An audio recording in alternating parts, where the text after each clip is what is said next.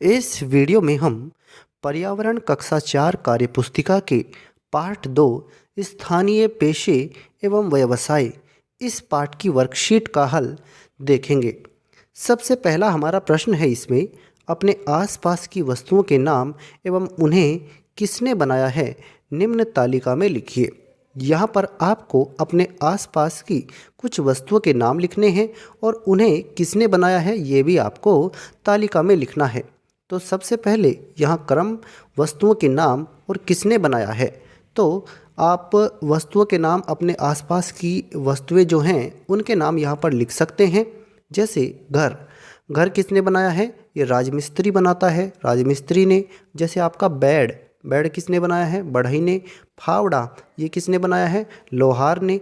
और भी चीज़ें जो आपको अच्छी लगे इनसे अलग आप उन्हें लिख सकते हैं और उन्हें किसने बनाया है ये यहाँ पर आपको लिखना होगा। अब हम देखते हैं आगे अपने दूसरे प्रश्न को। लकड़ी से बनी वस्तुओं के नाम एवं उन्हें किसने बनाया है तालिका में लिखिए। आपको लकड़ी से बनी वस्तुओं के नाम और उन्हें किसने बनाया है यहाँ तालिका में लिखना है। लकड़ी से बनी वस्तुएं कहाँ पर बनी हैं, दुकान, कारखाना या फिर घर, और किसने बनाया है ये यहाँ पर आप लिख देंगे।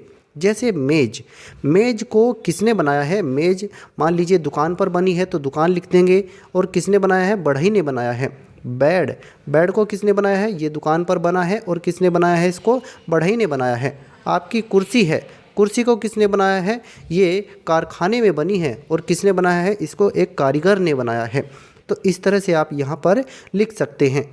अब हम आगे देखते हैं अपने तीसरे प्रश्न को। तीसरा प्रश्न है हमारा, लकड़ी के सामान बनाने में निम्न में से किन औजारों का उपयोग होता है उन पर सही का निशान लगाइए। जिन औजारों को हम लकड़ी का सामान बनाने में इस्तेमाल करते हैं उनके नीचे यहाँ पर सही का निशान हमें लगाना है। जैसे लोहे की आरी, इसका भी प्रयोग होता है। आरी ये लकड़ी काटने के लिए, इसका भी प्रयोग होता है। ड्रिल मशीन छेद करने के लिए, इसका भी प्रयोग होता है। हथौड़ी ये कील ठोकने के लिए, इसका भी प्रयोग होता है। ऐसे ही रंदा मशीन लकड़ी को मुलायम करने के लिए, चिकनी करने के लिए इसका प्रयोग होता है। ऐसे ही लुखानी, इसका प्रयोग भी होता है लकड़ी में छेद करने के लिए। फीता, इसको हम नापने के लिए इस्तेमाल करते हैं, इसका भी प्रयोग होता है। कैंची, कैंची का प्रयोग नहीं होता है तो आप इसको क्रॉस का निशान लगा देंगे, इसको काट देंगे। तो इस तरह से इन चीज़ों पर आप सही का निशान लगा देंगे जिन जिन का इस्तेमाल लकड़ी का सामान बनाने में होता है। अब हम आगे देखते हैं, इसमें अगली वर्कशीट है हमारी। यहाँ किसका चित्र दिखाया गया है, तो यहाँ पर आपके यहाँ देखिए ये चित्र आपको दिखाई पड़ रहा है दाईं ओर। ये एक कुम्हार है जो मिट्टी के बर्तन बना रहा है। तो यहाँ पर ये कुम्हार का चित्र है, आप लिखेंगे कुम्हार। वे कौन सा काम कर रहे हैं, तो ये क्या कर रहे हैं, ये मिट्टी के बर्तन बना रहे हैं। तो ये मिट्टी के बर्तन बना रहे हैं, आप यहाँ पर ये लिख देंगे। आगे देखते हैं, इसमें नीचे दिए उपकरण का उपयोग लिखिए। तो यहाँ पर ये चाक दिया हुआ है, ये मिट्टी के बर्तन बनाने के लिए चाक का इस्तेमाल होता है। ये चाक यहाँ पर दिया गया है। तो इस उपकरण का उपयोग हमें लिखना है। पहले तो आपको पता होना चाहिए कि ये क्या है, ये चाक है, कुम्हार का चाक है। इस उपकरण से मिट्टी के बर्तन, दिए आदि बनाए जाते हैं। इससे मिट्टी के बर्तन, दिए आदि बनाए जाते हैं, ये आप यहाँ पर लिख देंगे। अब आगे देखते हैं हम अपने नेक्स्ट प्रश्न को। रामू काका को मटका बनाना है, तो वह इसके लिए कौन सी प्रक्रिया करेंगे और इस प्रक्रिया के दौरान कौन कौन से उपकरणों का उपयोग करेंगे। तो सबसे पहले इसके लिए उन्हें मटका बनाने के लिए क्या करना है, मिट्टी को तैयार करना पड़ेगा। मिट्टी पहले तैयार की जाएगी। मिट्टी तैयार करने के बाद फिर उनको इसे चाक पर लाना होगा और चाक की मदद से, जो उसमें चाक को घुमाने के लिए एक डंडी रहती है, चक्रेटी कहते हैं उसे, तो इन सभी उपकरणों का उपयोग उन्हें करना पड़ेगा। मिट्टी को तैयार करके चाक, चक्रेटी आदि का प्रयोग वो करेंगे, तब वो एक मटका बना सकते हैं। आगे देखते हैं, मिट्टी के बर्तन किस तरह स्टील के बर्तन से अलग होते हैं। देखिए, मिट्टी के बर्तन वैसे ही इतने मजबूत नहीं होते हैं जितने मजबूत स्टील के बर्तन होते हैं। अगर आप मिट्टी के बर्तन को ज़मीन पर फेंक देंगे तो वो गिरकर टूट जाएगा, लेकिन स्टील का जो बर्तन होगा वो ज़मीन पर गिरने से नहीं टूटेगा। तो आप ये लिख सकते हैं, मिट्टी के बर्तन ज़मीन पर गिरने से टूट जाते हैं जबकि स्टील के बर्तन नहीं टूटते हैं। अब आगे देखते हैं, हमारा पांचवा प्रश्न है, इसमें नीचे दिए गए चित्र को देखकर निम्न प्रश्नों के उत्तर दीजिए। अब यहाँ पर ये चित्र आपको एक दर्जी है, इसमें महिला दर्जी का चित्र है यहाँ पर। तो पहला प्रश्न है, बगल में किसका चित्र दिया गया है? तो आप लिखेंगे महिला दर्जी का। कपड़ा सिलने वाले को क्या कहते हैं? तो कपड़ा सिलने वाले को दर्जी कहते हैं। अगला प्रश्न है, दर्जी के पास कौन सी वस्तुएं होती हैं, उनके नाम एवं उपयोग तालिका में लिखिए। तो दर्जी के पास कौन सी वस्तुएं होती हैं, उनके नाम और उनके उपयोग हमें तालिका में लिखने हैं। जैसे यहाँ पर औजार या वस्तुएं दी गई हैं, वस्तुओं का नाम है और यहाँ पर इनका उपयोग लिखना है। जैसे ये सबसे पहले धागा है, रील है, तो इसका इस्तेमाल कहाँ होता है? कपड़ा सिलाई में होता है। तो आप लिख देंगे धागा रील है ये, इसका प्रयोग कहाँ पर होगा? कपड़ा सिलाई में।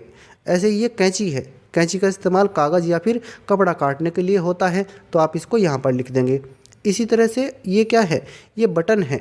बटन का इस्तेमाल कपड़ों में लगाने के लिए होता है, तो बटन को कपड़ों में, शर्ट में, कोट में, पैंट में लगाए जाते हैं, तो कुर्ते में लगाए जाते हैं, तो आप इस पर यहाँ पर लिख देंगे कपड़ों में लगाने के लिए। ये है सुई। देखिए सुई बटन लगाने के लिए भी इस्तेमाल होती है और बटन को जिस छेद में पिरोया जाता है उन छेद को तैयार करने के लिए भी सुई का इस्तेमाल होता है। इसके अलावा कपड़ा सिलाई में भी सुई का इस्तेमाल होता है। तो ये सुई है और इसका यहाँ पर प्रयोग आप लिख देंगे। आगे देखते हैं, इसमें अगला प्रश्न है हमारा अगली वर्कशीट में, आप किन किन फसलों के नाम जानते हैं? तो जिन जिन फसलों के नाम आप जानते हैं उन्हें आपको यहाँ पर लिखना है। जैसे गेहूँ, चावल, बाजरा, सरसों, गन्ना, चना, मक्का, मूंगफली आदि, ये सभी फसलें हैं जिनके नाम आप जानते हैं, या और दूसरी फसलों के नाम जो आप जानते होंगे वो यहाँ पर आप लिख देना। हमने ये उदाहरण के तौर पर आपके सामने लिख दिए हैं। अब आगे देखते हैं, अगला प्रश्न है हमारा, ललित को गेहूं की खेती करनी है, नीचे दी गई खेती की प्रक्रिया सही क्रम में लगाइए। तो आपको यहाँ पर इस प्रक्रिया को सही क्रम में लगाना है। सबसे पहले खेत की जुताई करनी पड़ेगी। सबसे पहले खेत की जुताई होगी, तो जुताई आप यहाँ पर लिखेंगे इसको नंबर 1। इसके बाद जुताई करने के बाद उसमें बीज बोया जाएगा, तो बीज बोया जाएगा, इसको आप लिखेंगे दूसरे नंबर पर। बीज बोने के बाद पहले जुताई कर दी है, उसके बाद बीज बो दिया है, उसके बाद निराई की जाएगी, तो इसको आप 3 नंबर रखेंगे। इसके बाद सिंचाई की जाएगी 4 नंबर पर, फिर उसमें उर्वरक या फिर खाद डाला जाएगा 5 नंबर पर। इसके बाद जब फसल आपकी तैयार हो जाएगी तो फसल को काट लिया जाएगा 6 नंबर पर, फसल की कटाई। 7वें नंबर पर फसल की खुदाई होगी, यानी फसल को काटने के बाद उसमें से अनाज को अलग कर लेना, तो वो फसल की खुदाई होगी। इसके बाद अंत में उसका भंडारण कर लिया जाएगा, तो 8 नंबर पर आप लिखेंगे भंडारण। तो इस तरह से आप इस प्रक्रिया को सही क्रम में लगा देंगे।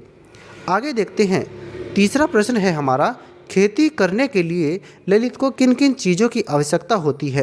तो खेती करने के लिए ललित को हल, फावड़ा, पानी, बीज, खाद, खुरपी, फावड़ा, हंसिया आदि इन सभी चीज़ों की आवश्यकता होती है।